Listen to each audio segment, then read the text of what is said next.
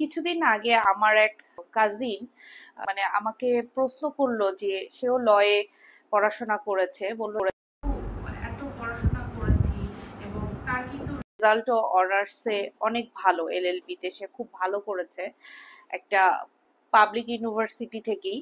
কিন্তু আনফরচুনেটলি 2-3 বছর ধরে সে বার কাউন্সিলে পরীক্ষা দিচ্ছে কিন্তু পাশ করতে পারছে না।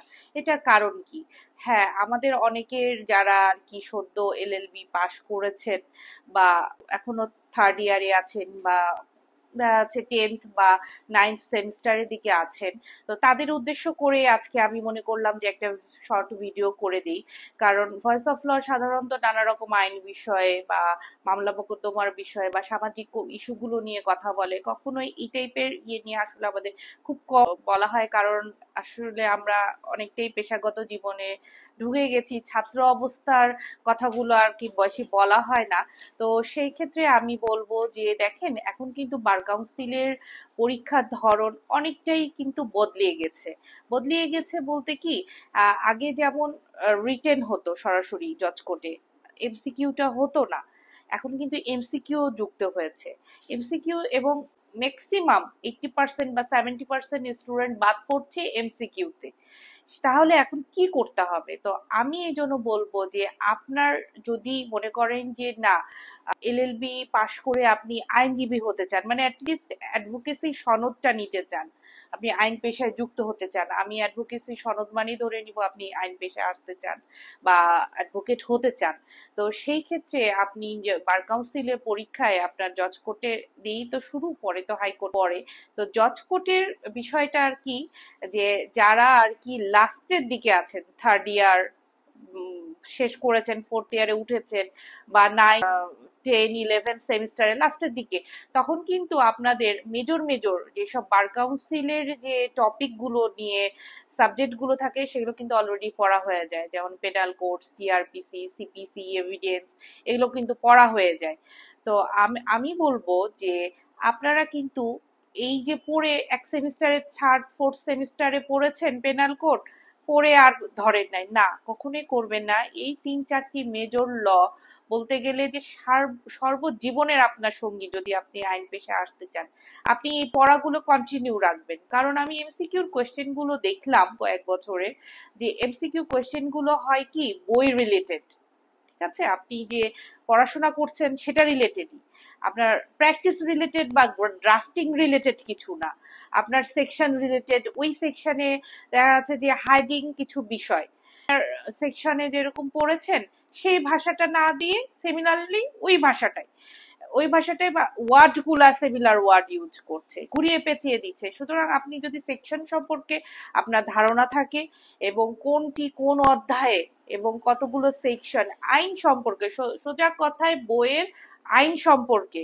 আপনার যদি ভালো ধারণা থাকে তাহলে কিন্তু আপনি এমসিকিউতে পাশ করবেন। এমসিকিউতে নেগেটিভ মার্কিং তো আছেই, সেই জন্য মার্কসটা কিন্তু অনেক কমে যায়।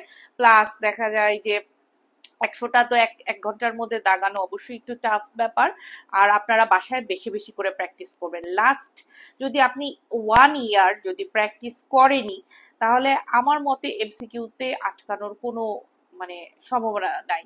এখন হয় কি, দেখা যাচ্ছে যে অনেক যারা এলএলবি স্টুডেন্ট আছেন তারা শেষ করেন, মানে ওনারা দেখা যাচ্ছে যে বর্ষটা শেষ করেন, মানে ফোর্থ ইয়ার শেষ করেন, শেষ করে কোর্টে আসেন, কোর্ট প্র্যাকটিস করেন। আপনি যতই কোর্ট উড়ান, আপনার শার্টকে ময়লা করেন বা জুতারকে খোয়ান, আইনজীবী হতে গেলে কিন্তু আপনার সনদ হতে হবে। সনদ ছাড়া কিন্তু কোর্টে আপনার কোনো ভ্যালু নাই, আপনার এবং একজন দালালের মধ্যে কিন্তু কোনো পার্থক্য নাই। সুতরাং আপনার সনদ পাওয়াটা অবশ্যই জরুরি। তাই লাইসেন্সের পিছনে ছুটতে হলে আপনাকে বই পড়তে হবে, বিশেষ করে এমসিকিউর পুলসিরাত পার হতে হবে। তো আপনি বই পড়বেন, বইয়ের প্রতিটা লাইন, মূল কথা মেন যে বেয়ার অ্যাক্ট গুলা, এই বেয়ার অ্যাক্ট গুলা সবসময় কাছে রাখবেন, মাথার কাছে রাখবেন, রাত্রে ঘুমাতে গেলে পড়বেন, অবসর সময়ে পড়বেন। তো এই শুধুমাত্র বেয়ার অ্যাক্ট গুলো কাছে রাখবেন। আর আরেকটা জিনিস যেটা আমি আপনাদেরকে, যারা নতুন এই বার কাউন্সিল পরীক্ষা দিতে যাচ্ছেন বা দিবেন বছর খানিকের মধ্যে, তাদেরকে আপনি বলবো হচ্ছে এটা আপনাদের সারা জীবনের জন্য লাগবে। পেনাল কোড, তারপরে সিআরপিসি, এভিডেন্স, এইটার অ্যাক্ট নিয়ে একটা বাইন্ডিং করে নেন বেয়ার অ্যাক্টের। আর এদিকে সিপিসি, স্পেশাল পাওয়ার্স অ্যাক্ট আর লিমিটেশন অ্যাক্ট, সিভিলের এই তিনটা, এটা আপনি বাইন্ডিং করে নেন। বাইন্ডিং করে আপনি সবসময় পড়বেন, দেখবেন যে এক সময় আপনার আইন আপনার কাছে কিন্তু আয়ত্ত হয়ে গেছে। আর আমি বলবো যে বার কাউন্সিল পরীক্ষার আগে বা পিছে অ্যাটলিস্ট 6 মাস আপনার কোর্টে যাওয়ার দরকার নেই, যদি আপনি সময় না কুলাতে পারেন। আপনার কোর্টে যে, আপনার তো কোর্ট আপনি সারা জীবনই যেতে পারবেন, কিন্তু আপনার লাইসেন্সটা জরুরি। সেজন্য আপনি বাসায় থেকে বিসিএস এর মতো পড়তে হবে, সোজা কথা। বিসিএস এ যারা একদম হন্যে হয়ে পড়ে ওইরকম ভাবে পড়তে হবে।